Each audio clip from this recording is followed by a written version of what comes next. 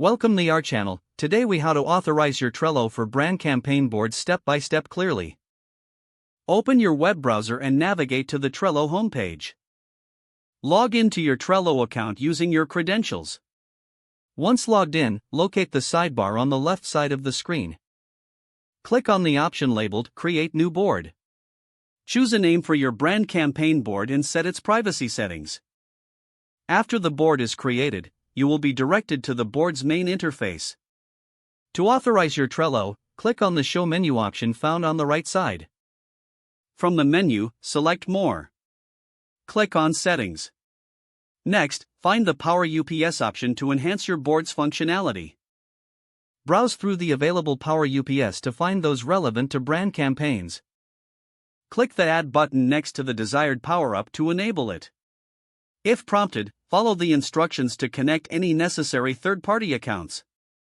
Once the Power UPS are added, close the menu to return to your board.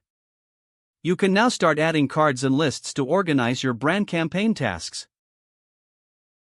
Each card can contain checklists, due dates, and attachments to keep everything in one place.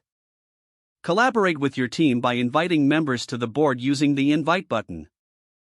Type the email addresses of your team members and send out the invites. Monitor progress using the board view and make adjustments as needed. Remember to save any changes you make to ensure everything is up to date. If the page does not load, refresh the browser or try again in a private or incognito window. Make sure you are using the correct email address, then retype it carefully to avoid small typos. If your password is not accepted, use the Reset option and create a new strong password you can remember.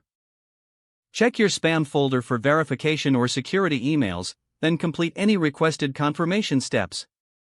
Enable two-factor authentication if available to improve account security and reduce unauthorized access risk. After signing in, review your profile details so your contact information and settings are accurate and current.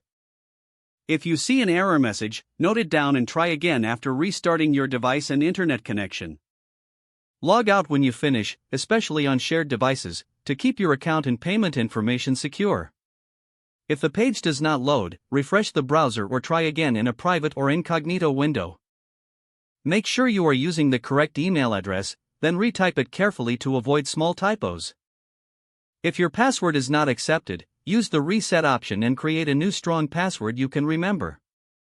Don't forget to like this video and subscribe to our channel for more step-by-step tech guides.